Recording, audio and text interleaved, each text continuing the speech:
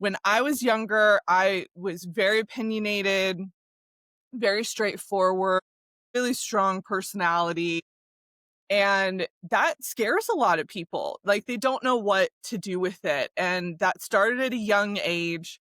My parents could handle it because they were like that. But when I got into like high school, specifically high school and then into college, it became this point of contention for a lot of relationships because I didn't understand and emotional intelligence plays a role in this as well, but I didn't understand, why wouldn't you want to know this thing? Why wouldn't you want the obvious to be pointed out to you? Let me And help you here. yeah, people don't like that so much.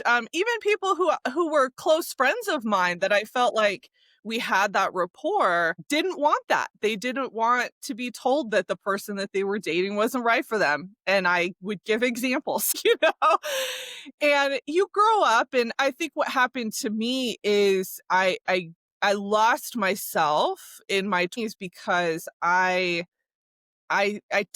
tempered that part of myself. And I was like, okay, well, I'm losing friends. People aren't reacting well to this. So I shouldn't be opinionated. I shouldn't be straightforward. I shouldn't be so honest. And so I think I retreated into myself more in order to not offend other people. And, this was like the late 90s, early 2000s. So mental health was not something that we talked about. Emotional intelligence was not something that we talked about.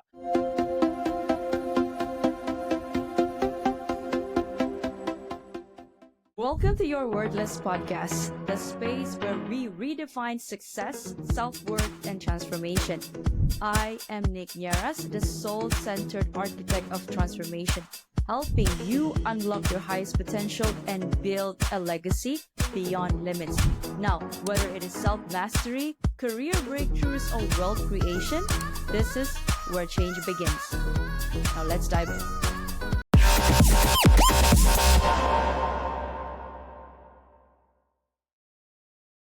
Are you stuck in a job that you don't love, feeling like you're meant for more? It is not in your head, it is in your soul. I am Nick Nieras, and I help high achievers like you break free from burnout, rewire self-doubt, and build a life aligned with purpose through coaching, hypnotherapy, and soul activation.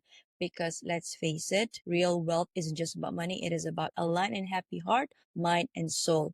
Now, remember, you are worthy and you are enough. Let's transform your life together. Visit www.thenicknierasholisticlifestyle.com to begin. Thank you so much. What a wonderful intro. It's always so weird to hear about yourself, even though, Take it in, yeah. Take it all in. you're like, Those is that are me? achievements. Is that what I do? Okay, Ooh, great. I like to, that's the thing. Like when I go on shows as well, only recently I've been going on shows. When they read it out to me, it's like the default setting is to just deflect all of that, right? And Yes. like feel that we're not worthy or we're somehow fake.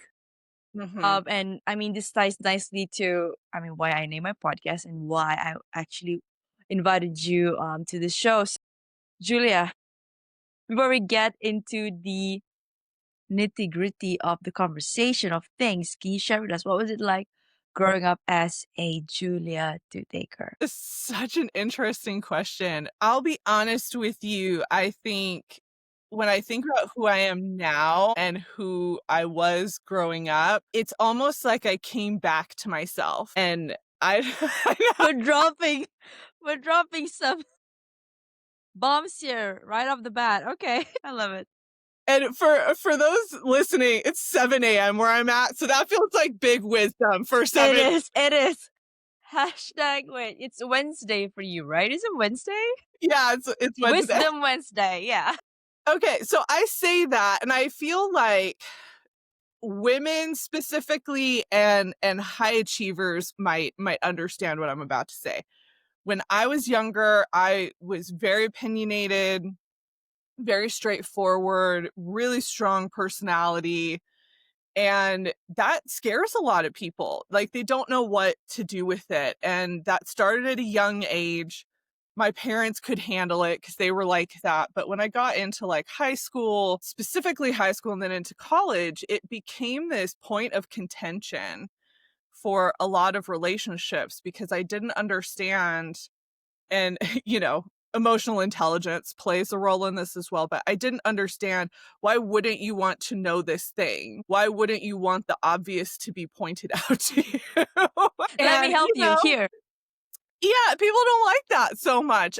Even people who were close friends of mine that I felt Mm, like we had that rapport didn't want that. They didn't want to be told that the person that they were dating wasn't right for them. And I would give examples, And you grow up, and I think what happened to me is I lost myself in my 20s because I tempered that part of myself, and I was like, "Okay, well, I'm losing friends, people aren't reacting well to this, so I shouldn't be opinionated, I shouldn't be straightforward, I shouldn't be so honest," and so I think I retreated into myself more in order to not offend other people. And, this was like the late 90s, early 2000s. So mental health was not something that we talked about. Emotional intelligence was not something that we talked about. And now, since I've owned my business, and specifically, I would say in the last like 4 years, maybe, I finally came back into that. And it was actually through my clients, because my clients would say, "Hey, I am coming to you because you are direct and you are straightforward. And I know that you're going to tell me what I need to hear, even if I don't want to hear it." you're not sugarcoating anything. And I had multiple clients say that to me before I was like, oh, wait a You minute. you you you want this part of me?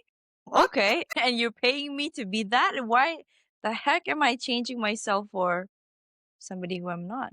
Yeah, Right? yeah, and this is such a timely question too, because just even in the last couple of months, this is something I've really been thinking about and wrestling with and leaning into even more, and recognizing that I've always been this way, and the people that really appreciated it and understood it are the people that stood with me and stayed with me and are still with me today. And the people who weren't ready for that or couldn't handle it, they're not they're not part of my life anymore.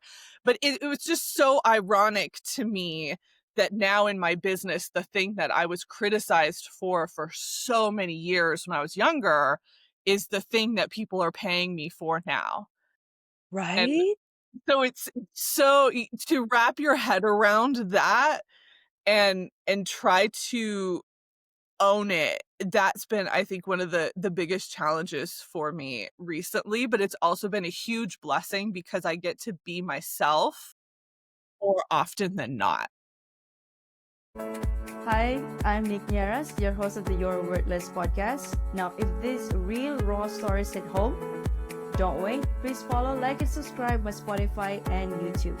For bite-sized inspirational reels, follow me on Instagram, TikTok, and LinkedIn. Don't wait. Your transformation starts today. Thank you, and bye for now. I love when you said that because just 2 days back I started posting my talking heads. And so I was in a 9 to 5 before as well. My 20s, now I'm in my mid 30s, my 20s, it was like, yeah, this happy go lucky person. But I've always been this person who thinks a lot, but I keep it to myself. And then when I were to say something, everybody would look at me differently and say, we never thought of it that way, but I don't think your way would work. But it's always something, something very quirky or very, I mean, um, if you see it from the lens of, it's very innovative and never heard of. But then it is not very, the people around me are not very receptive of that. And I often have to just mold myself into what they will accept me. And when you have to do that for so long, there will come a time where it's like a ticking bomb waiting to just explode and scream like, this is my truest self. Like, I don't effing care, excuse my language, that what you are not gonna, you're too, the shine or the light that I'm bringing, it's too bright for you. Like, I Mhm. cannot handle that part of you because that reminds me of some parts that I repress. that I don't want people to know about or to see about. And so I think it ties to being authentic as well. And that's also the reason there's also one topic that I want to talk to you about. And how do you not be fake and just maintain your authenticity? I mean, Julia, we could there's like there should be a series on this. Okay. Talk to us, Julia, about your own burnout experience. Oh, man. So this was interesting. I didn't know that I was in it until I was out of it.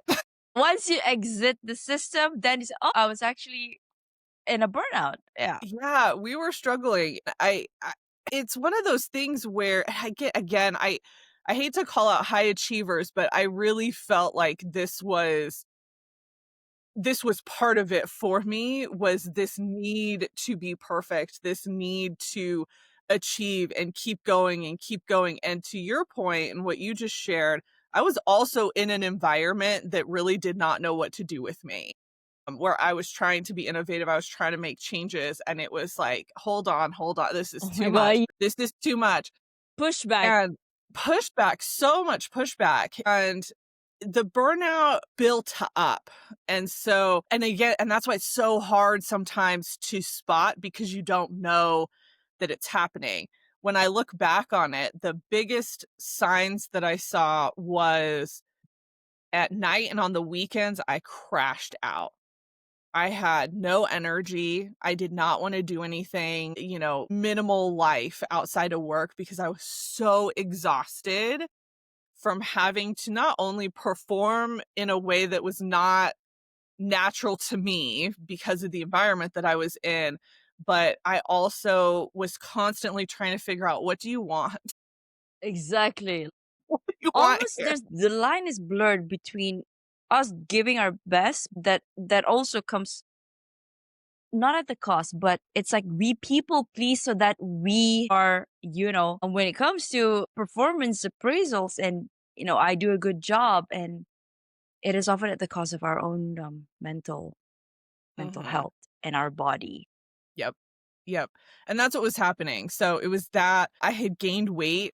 I look at pictures from back then, and you can see it in my face how how unhealthy I was, Yeah. and it makes me sad, because I'm like, "Oh, I remember. I Why did you remember." subject yourself to those kind of conditions, right? Yeah, yeah.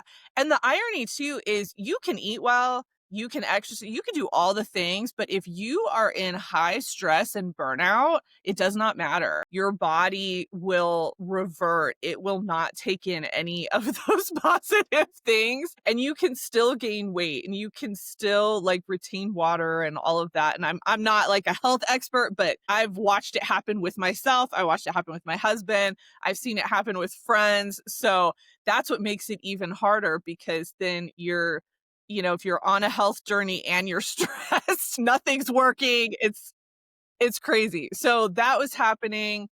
I was only sleeping like 4 or 5 hours a night. Oh my God, I And I'll remember those tell days too. you, this is so funny, because I just saw a friend of mine from that time period, and she Is was she still like, there?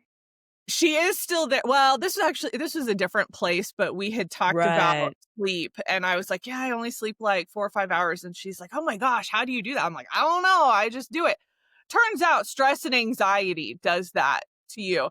And she had said something to me, and she's like, "Do you still sleep like 5 hours?" And I said, "No, it was stress, girl. It was stress."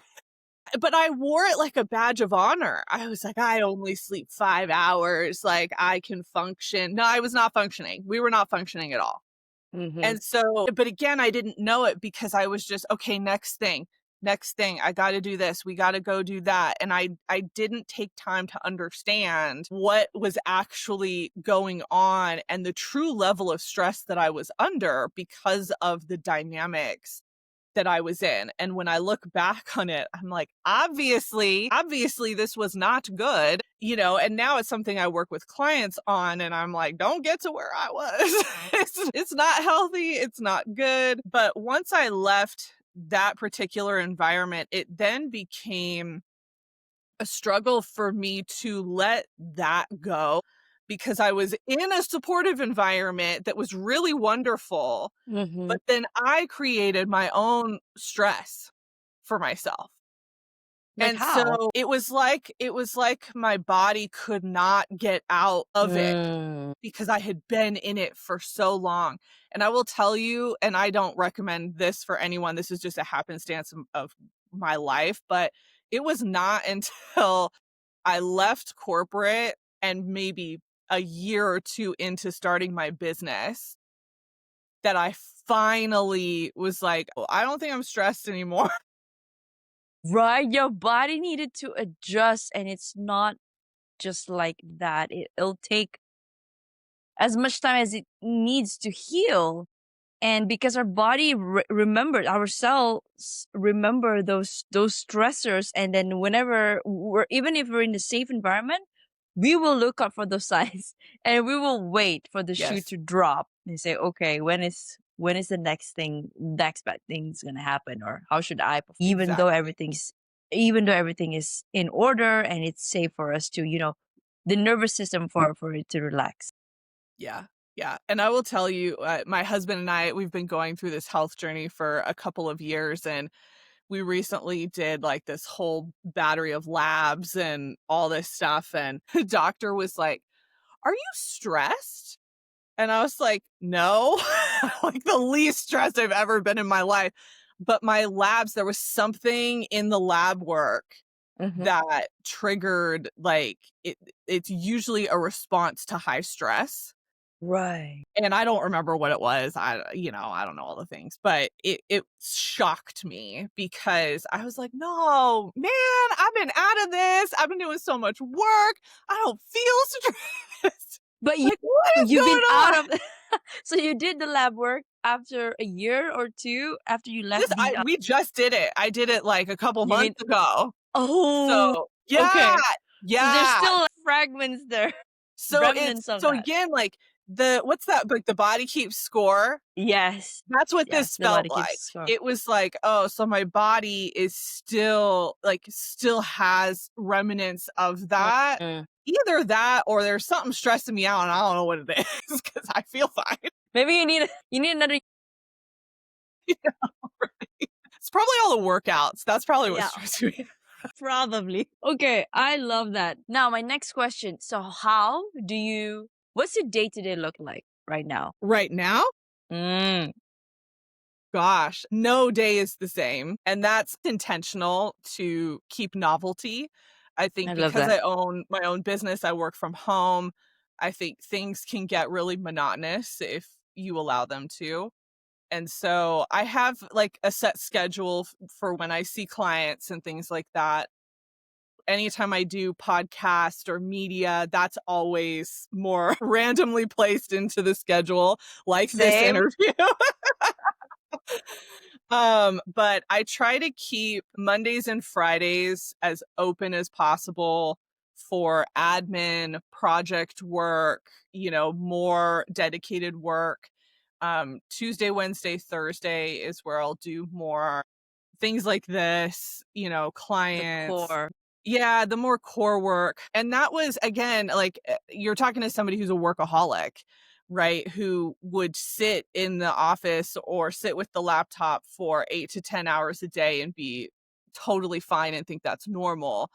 And Yes. so I had to, in the first years of my business, I had to really set some parameters and some boundaries for myself. And I'm much better now at Mhm. holding those than I used to be because I can sense the stress. Like I can sense when my body is like over it. I'm still I'm s- I still struggle sometimes with scheduling. So for example, today I'm doing 3 different speaking engagements today. Mhm. That's not normal for me.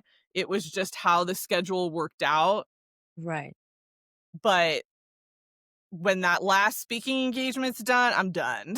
I said, "We're done for this day. We're not doing anything else." I have one speaking engagement tomorrow, and that will probably be the only thing that I do tomorrow because of all the energy today. So I think what I'm better about now is energy management Ooh, I love that. and understanding my energy and when I work well, when, I need more time.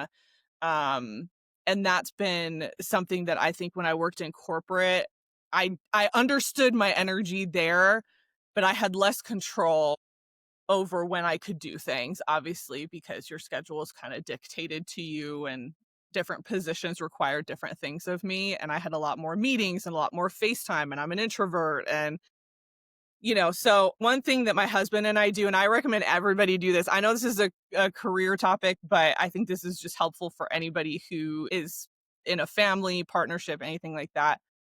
Every Saturday or Sunday, we sit down and we look at the week ahead and Mm. we make sure that we're getting all our workouts in. We make sure that if we have tasks that need to get done, we divide and conquer who's going to do what. We look at my work schedule. We look at what he needs to do. We look at what our son has to do and make sure that we're on the same page for the week. And that's part of why every week looks a little bit different, because we kind of go week by week to make Mm-hmm. sure that we're getting everything in that needs to happen. So, yeah. I love the word intentional. You're more intentional with the way you expend your energy, right? Because Mm. to be honest, energy is the currency at this point, at Mhm. least for me. You can pay me, okay, a lot of money, but then if it means that, okay, I have to bend myself over because of fulfilling this, I'm going to have to decline that, and truly held this wealth. And so I think this loss, I know this is a career talk. I'm gonna reel it back into that topic in a bit. But what are your self-care practices? So, I'll be so for real, I'm the worst at self-care. This has been, one of the hardest things for me to learn, and I'm gonna say some stereotypical things, but I'm gonna tell you why I do them. Okay, so one is I take baths, and I I'm know not that's so judging, girl. like, I just see it all the That's time. People you. are like, "Don't say to take a bath," and I'm like, no joke, like a I super love hot bath with the Epsom salts. Yeah. I enjoy it. Yeah. Don't know why you wouldn't want that, but that's fine. So I love that when I have time, when I can do it. And I think a lot of that for me, one, just like the super hot water is something that I really like, but also I can't go anywhere. What Like do you I mean? can't go anywhere and I'm limited to what I can do. And so like usually I'll read, like you're forced into the space Right. in, Right. right? And so that's part of what it is for me. Mm. Okay, my self-practice for when honestly I'm gonna crash out or something like that is to get in the car, drive, and blast music. Oh my God. Go girl. Yeah, I'm and a I music girl have too. like we're a very music-centered family. Like music is so important to us. My husband was a musician. Like, we go to concerts all the time. We just went to see Mumford& and Sons, which was the most Oh my God. amazing concert I've ever been to. So, music is so important to me, and it's helped me process feelings that I don't know how to process, that I can't put words to, but I know are in there. And so I have certain playlists, I have certain songs that evoke certain emotions for me. And I get in the car, I drive, blast the music, and usually that helps snap me out of whatever's going on. I can So, totally resonate with that. yeah, Music. Music is life. it's so good. Those are my two main ones. I have other things. I like to read. I like to color. That's been a more recent one. I like to paint. I don't do that as much, but sometimes I can get my son to paint with me and we'll do that. But it's I'm not as great. Like I don't do the breathing stuff. I don't do meditation. Whatever works for No. you. Because Yeah, I don't want people listening to us and thinking that, oh, she's going to jump into meditation. She's going to jump into mindfulness. No, you don't and pass. have to follow. Yeah, you don't have to follow what we're doing, right? Like I enjoy, yes, blasting music. Exactly. I enjoy painting my nails. This is my Like form of self-care. And whatever works for you, right? Because again, it is your body and you understand it the most. So the key to you basically stepping or growing into your highest potential is to look at yourself and to look within. You don't have to look, outwardly to fulfill you. And we're going a bit spiritual here, but we're gonna reel it back to career topic. Your experience with toxic leadership and how that shaped your leadership style. Now, what is your leadership style right now?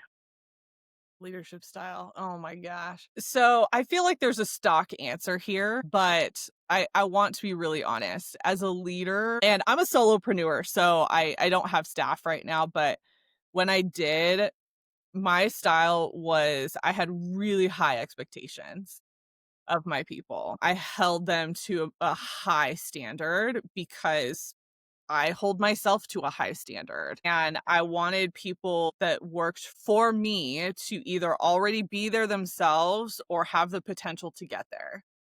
And they had to be willing to accept feedback. They had to be willing to accept me being straightforward and honest with them. Not mean, not rude, never that, but I'm going to call you out on things. I'm going to tell you how it is. I'm going to force you to be a better version of yourself even if it hurts. Reach. And some people could hang with that and some people couldn't. And that's okay. I'm not for everyone and I know that, and I'm really honest about that whenever I do interviews and things like that. I'm like, "Look, like, am I going to support you? Yeah. Am I gonna give you a hug and cry with you? Probably not." So, and Tough there's, love.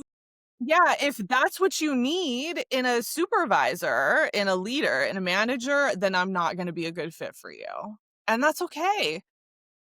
Yes. So that was my leadership style with people. I think in my work and how I conducted myself, I mean, it was put forward the best at all times.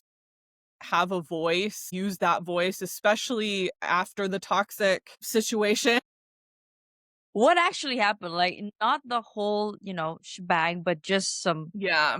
some key, some points, some pointers. Yeah, so it was really interesting. I went from an absent leader and somebody who shouldn't have been a leader who did not know what to do with me, and it became a challenge in that way, to somebody who was a micromanaging crazy person. I saw you were going to say it.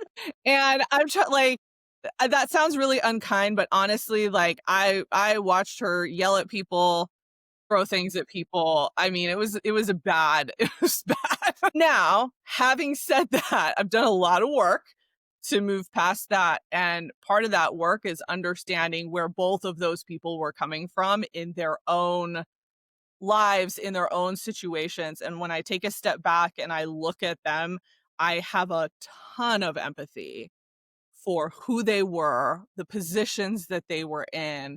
There's so Exactly. many different factors that I now intellectually understand Mm, why they were the way that they were and why they approached leadership the way that they did. Doesn't make it hurt any less what I went through, but part of my healing process was being able to take a step back and see them as humans and go, okay, I can see this. It doesn't excuse your behavior, but mhm. I at least understand where you're coming from.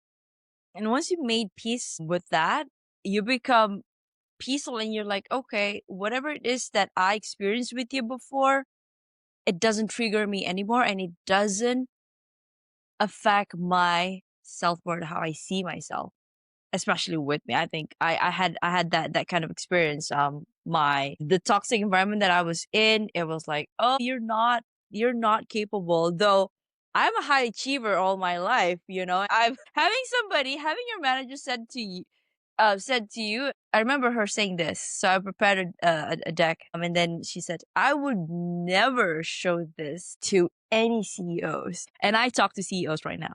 I interviewed them on my show.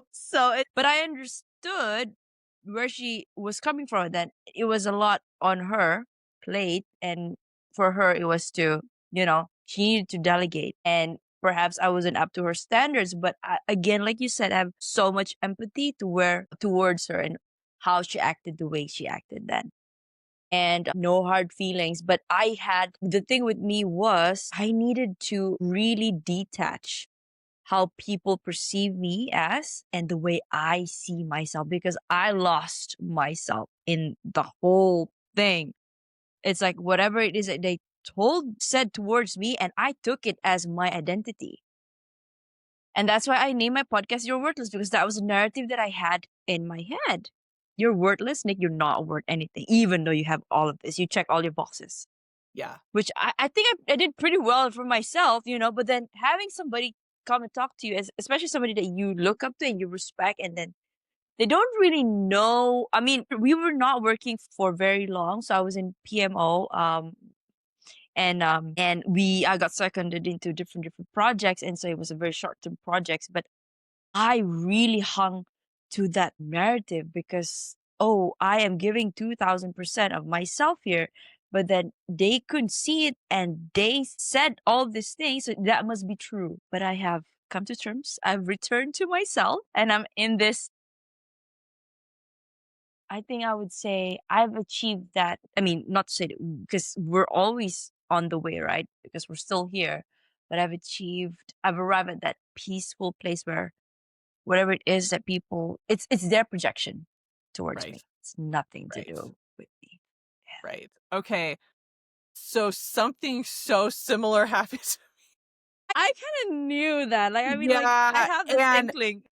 it changes you, Yeah, oh, it yeah. changes you. So I had the department I was in, I was brought in to make change. Like they knew that I was there to shake things up, okay? And I did. Like I know. But it's fine. I'm a fixer, I'm a systems builder. It worked totally fine for me, So I was brought in to make change. I did. I made massive change in this department. Massive change. It was a completely different place when this new leader came in, but that leader had their own predispositions about what we did. Mm. And we could not convince her otherwise. She did not understand where we started and where we had been. She had her own hangups with Mm. it. And in that process, even though like I had driven so much change, she let the former leadership go. So we were hiring for new leadership. She made me an interim director. Mm-hmm. And then in the same breath told me that I would never become direct. And I was like, what? And that was the beginning of the end for me. I was like, Oh, okay, I'm yeah. gonna show up. I'm gonna do the thing to the best of my ability because that's But all this is not it. I This is know not how to working. do. Yeah. But yeah, this ain't it. Now, thankfully, the person she ended up hiring, I actually had a really wonderful relationship with, and he understood the crazy and he understood what had happened, and he was really great. And I'm so thankful for him. But he knew that I was not going to stay because of what had happened. And then the irony to all of that, because it was a while before I transitioned, but the new position that I went to, I was brought in to build an entire department. And so I was like, F you. You don't want me to handle this? That's fine. I'm going to go over here and I'm going to build something and it's going to be even better. And it was. And so, but that other position, we talk about the transition after burnout, the transition after toxic leadership. There was so much that I had to relearn and unlearn. I had to come back to myself again. There was so much because I had been so negatively impacted and I was like a scared little bunny Yes. going into this new position. And I had a really wonderful supervisor who is still a very, very, very good friend to me to this day, who was like, we hired you for a reason. Like, get it together. I was like, oh, okay. Wake up, Julia. You're here Pretty because much. we need you. Yeah, pretty much. And that was what I needed. I needed that tough love. And it's funny because she's not even a tough love person, but I think she recognized that I needed to snap out of it. And I did. And we got there, we got there. I, I just okay. We could be resonating for like the next hour.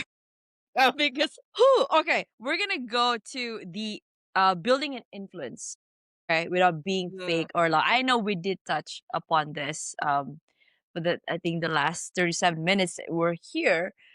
But what does it mean to be authentic in the workplace? Okay, I'm going to give a really practical answer to this because I think sometimes we give the really high level answer, and I think that's great, but I want to start with something a little bit more practical.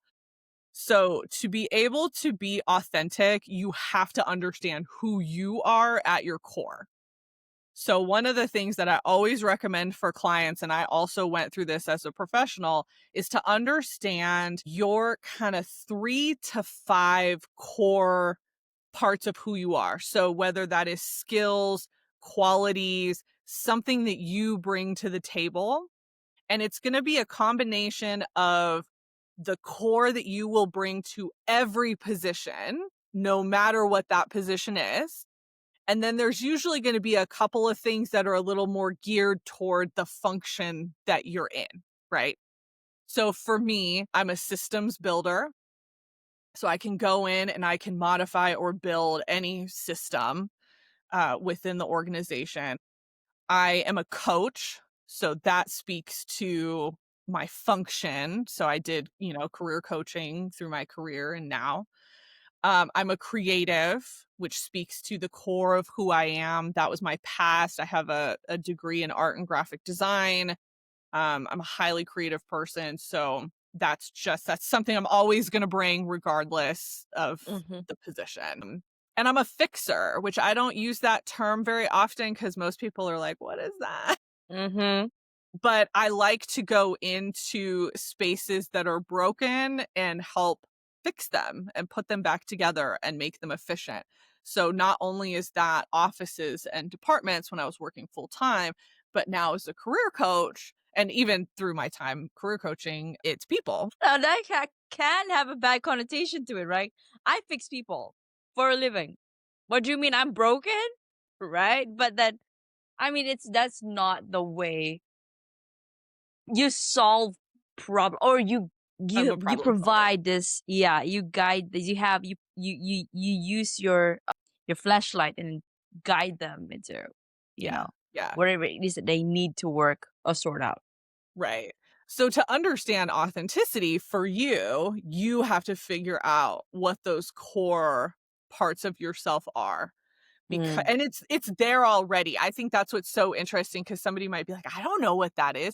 You do. You just have to step back and look at what are people asking you for? What are you the go-to person for? Right? Somebody's coming to you asking you questions. What is it? What are you known for? What are you hired for? That's the thing that you have to take a step back and reflect on for yourself. And then the authenticity comes out because then once you understand those pieces of yourself, now you use that to build the influence because now you understand where you are going to make the biggest impact and where you can actually have a legitimate voice at the table. So one way that people I think go wrong with influence is they think that they need to be the opinion and authority for anything that they have an opinion for. And that's not the case. Like I have an opinion on everything. But I'm not always going to voice that depending on the space that That's I'm right. in. And so when I worked in higher education, I had to be a voice for a lot of different people. And so there were times where I would be in a meeting with majority faculty, which is a tough room, and they're talking about students in a certain way. And I'm like, you don't have that right. Well, I'm also an authority on students because I'm meeting with students every day. Students work for me. There's a lot going on. So that's a point where I can exert my influence and say, hey, I hear what you're saying, but that's not my experience. This is my experience. And here's how I view students and why are we putting these parameters on them or whatever it is, right? Mm-hmm. And so I was able to create a level of influence with faculty because I understood what they needed to hear and I brought something that was different but was also backed. And so then I earned a lot of respect with faculty in a space that it was really hard for staff at the time to have to hear that, to be heard by faculty. Yeah. Yeah. I think I got nothing more to add to that. I mean, everything you said hits the nail in the head, right? Being yourself, being authentic means, I love when you said you have an opinion on everything, but you don't have to voice it out because for the sake of, voicing it out. Just to, what do you call that? Create cloud? Chase cloud? Cloud Yeah. chasing? Because you will know when you are in your truest power. And I said this in concordance to being authentic, you cannot be anybody else besides yourself. But then people, because again, when you have not done the work, when I say work, it means the work that we had to unlearn and relearn. It's got to be difficult for you because you're going to have this mask put on you and you have to peel them one by one. Now, whether you're in that journey right now or you're not yet, but you feel like your true self is screaming, this could be a sign for you. So I love that, Julia. Thank you. Yeah, no problem. All right. Okay, now this question. What to do when your manager is the barrier? Run or tender your resignation. Okay, so this has so many levels and it really just depends on what is actually happening. So sometimes managers are barriers for a reason. And that could be that they know things that you don't know. Okay. And so they're stopping you from going into spaces that they know it's not going to be good for you. But most of the time, those types of managers will actually explain to you what's going on. Mm, So sometimes we have to be willing to hear that. But I know in the context of this question, I think it's more about the managers that are barriers because they're not great to your managers yes. and it's a toxic environment and maybe they're threatened by you and all of Ooh, that. ooh, ooh, ooh, I like that. Threatened by you, Yeah. yeah. Yeah. And so I will always encourage people to speak up first. And speaking up doesn't mean like coming at your manager, it means asking questions, asking really good questions to help uncover what's going on while also kind of probing your manager to realize how you're being treated without having to directly say it. So it's like it's a managing up technique. Mm, That's one of my favorites because so many people are conflict avoidant. And so they don't want to go to their manager and say, hey, I feel like you're keeping me from XYZ. mm, Most people are not going to do that, right? yeah. Because there's already animosity there. So how do we break through that? It's asking questions. Hey, help me understand. Hey, we were doing this, but now we're doing this. Can you help me understand why we made that decision? I thought I was on this project. Can you help me understand why you don't want me to do it anymore? And you keep going, right? So they give you an answer, you ask another question. They give you an answer, you ask another question. So you have to get really curious. If they get upset at questions, you just have to say, hey, I'm just trying to understand what's going on because you haven't given me a lot of information. So I'm trying to figure this out, or I have some goals here that if you take me off this project, I'm not going to be able to meet. So how are we going to Praise come back my around to performance, reaching those yeah. goals, right? So again, I'm trying to give a broad stroke here, which every situation is completely unique. But one of the things that I do with clients is, practicing that, some of that role playing that we, that we have to do, especially some of my newer professional clients that really are not used to that. Also playing the what if game, right? What if they say this? What if it is this? What do you know about their directive? Right. Mm, So earlier I talked about, having empathy and understanding your manager as a human. I will always start there with my clients. What is going on in their personal life that you know of? And what is the directive that they have been given from their leadership? Because it's likely going to be different than whatever you think they should be your doing. perception towards them, right? Right. Right. And I think sometimes managers try to protect their Oh people. yeah. So when I was in a toxic situation, I tried my best to protect my people. And Oh yeah. they knew it was bad. You could see every time I came out of a meeting with The that person, exactly. Yeah. they looked at me and they were like, "Are you okay?" I'm like, Yeah. "Yeah, I'm okay." you know? But as a manager, sometimes we have to protect our people. Exactly. And so you might not get to know everything, and that's hard for people who like to have that bigger picture. They Mm. like to understand what's going on. And so then you as a professional have to think, is this the right type of structure for me? If you need to know everything about everything, maybe a smaller organization is a better option for you where you are going to know everything and everybody's going to know everything about everybody. Yeah. Right? Then you're gonna be doing everything then because it's Yep. a smaller Yep. place. Who okay, Julia, I'm mindful of your time as well, but I do want to ask this question. Like, what was it like for you transitioning to your own business? Because this is me being curious. So it was hard in the beginning because I treated it like my job, like my full-time job, which a lot of people do.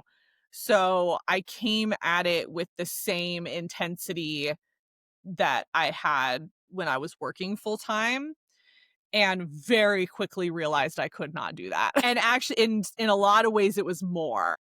And so it took my husband actually pointing some things out to me to really rein it in and go, this is not healthy. This is not, because I would go days just working on projects because you're building, right? Like, Yes. and I have a ton of resources and I build courses and all of that is like one of the things that I love doing coming out of education. And so I was just building and building and building, and I would get lost in it. Mm-hmm. My husband was like, "Hey, still Do you remember here. me? Your child's still Yeah. here." I'm like, "Oh, yeah." So I realized like one of my biggest lessons early on was I had to learn how to rein in my overachiever and figure out how to balance the need for achievement with healing from a bunch of stuff, not just work, but I had other life things that happened at that time as well. And then healing burnout, healing just this overworking and all of these things and trying to figure out how to balance myself. Yeah. That was hard. Learning to rest, I Mm. still I still have a hard time with that.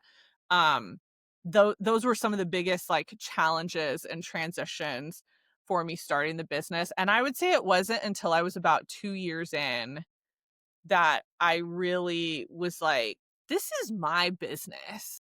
And I am I the don't know, boss. like, I don't remember what the catalyst was for this, but Uh-huh. I remember being like, "This is my business. Mm. I don't employ anybody else. I make my schedule. I choose when I wanna do things, how I wanna do things. I choose the voice." At that time, my social media voice was so bland because I was coming off of, working in That higher period. education Yeah. where you had to have a neutral Uh, voice and we could not have strong opinions and we could mm, not. mhm. And so I had like a very just like vanilla voice at that time.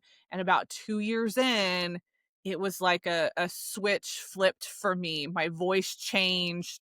How I managed my schedule changed. Everything changed. And that's when I saw growth almost immediately right Yeah. after that because I became authentic to myself. I love that. When you were explaining the part, you had to balance your achievements, and the word that came to mind was your growth, in that you becoming an entrepreneur and you growing with that, because we can only the only thing that we all need, I think, in life to feel purposeful is growth. I mean, I'm just, if I could just, distill it to one, like we want to grow, and that's, I mean, that's the human evolution, right? We move forward because when we grow, then we move forward. And so I love that. Okay, Julia, what is your heart's greatest wish? Okay, I have two answers to this. because I have like the professional business side of me answer, and then I have a personal answer. So, the professional business side of me, my greatest wish is that people would control their career, which is like my whole tagline, and just be confident in who they are. Because I feel like we have so much potential that gets wasted because of just situations we've been in and we hold ourselves back. So, like, I want to empower people to take control of their career and realize how much they can achieve once they start on that journey. So that's my like professional, like business. In my personal life, honestly, I want to enjoy my family and just watch my son grow up. We homeschool, so I get to be a part of his learning and his growth. And that has been something I never thought I would do or want to do. And now I can't imagine it being any other way. And I never in a million years thought that I would be this kind of mom ever. But that's the thing. I want to see him grow up and be happy and healthy, and my husband and I to be happy and healthy and authentic and live the life that we want to live. I love that. And it's all aligning for you, right? You have your business, you control your time, you control your schedule, and you get to be with your son most of the time, not all of the time. I mean, that's what we all want. It's like a full circle moment, right? Now Yeah. that we're here doing our business. And I love that. Thank you, Julia, for your story. Now, okay, what are you working on currently and how can people reach out to you? Yeah. Oh, what am I? So we got a podcast going on. So we're in podcast season. We got a lot going on there. That's probably my main focus right now outside of clients. But best way to connect with me, LinkedIn. I'm really active on LinkedIn. You can search my name, Julia Toothacre. And then my website is ridethetidecollective.com. You can access the podcast through there. I also have a ton of just free resources. I love to give resources away to people. I think that, we shouldn't have everything behind a paywall. Yes, yes. You So shouldn't there's a lot gatekeep there. everything behind that. Yes, that is correct. I love that. Okay. So, Julia, any last message before we wrap this interview? Well, first of all, thank you so much for having me. This is such a fun conversation. Thank you. I really enjoyed it. I appreciate just how you lead conversation. So thank you so much for that. But for your audience, honestly, just know who you are at your core. Once you figure that out and you're confident in that, I guarantee you will see a shift in yourself and how you carry yourself, what you say yes to, what you say no to, and your confidence will build from. Brilliant. I love it. Well, thank you so much, Julia. Well, for everybody, that is a wrap on today's inspiring episode with Julia Toothacre. Thank you, Julia, for your time and for your work to continue to uplift the world around you and the people around you. Now, for our listeners, this has been Your Worthless. Read that again, the juxtaposition of your very soul. Now, if you've ever felt worthless, remember you are not alone. Your soul chose to be here, to matter. And for that reason alone, you are worthy. A huge thank you to you again, Julia, and to all of you for listening. Until next time, I am Nick Nieras. Keep shining, keep growing, and always remember you are worthy and you are enough. See you in the next episode. Thank you, Julia, for your time. Thank you. Love this episode? Now, transformation doesn't end here. Head on to at holistic.lifestyle_with_Nick. That is on my Instagram. Or head on to my website, www.deniqueras.holisticlifestyle.com for more info on my coaching framework, which is the Worthy, Authentic, and Abundant Framework, digital guides, and my upcoming events such as retreats and master classes and workshops. Now, I also do intuitive readings where we get to check on your soul path. And if you're also wanting to check on your energetic alignment, I have done that too. And I offer that kind of services. So, my question to you is, are you ready? Because I am. Let's create your next. Good morning to you, Julia. How are you doing today? I'm doing so well. Thank you for having me, Nicolette. Thank you so much for saying yes and for being on my show to be a guest. Now, I'd like to introduce myself to you formally and to all of our listeners tuning in for the first time and or returning subscribers. My name is Nicolette. I am the creator for the podcast titled You're Worthless. Read that again, the juxtaposition of your very soul. Now, today we're going to talk about our career and how to take hold of it. Now, we have Julia Toothacre here with us. Okay. Julia is a career coach and strategist with over a decade of experience helping professionals take control of their career. Now, as the founder of Ride the Tide Collective, Julia provides career coaching and resources designed to help individuals align their careers with their personal values and long term goals. Now, she's also a fellow podcaster for the show Control Your Career podcast. She shares insights and interviews industry professionals on navigating career growth, leadership, and strategic career decisions. Now, her mission today is to empower professionals to make intentional, confident career moves at every stage of their journey. Welcome to the show, Julia.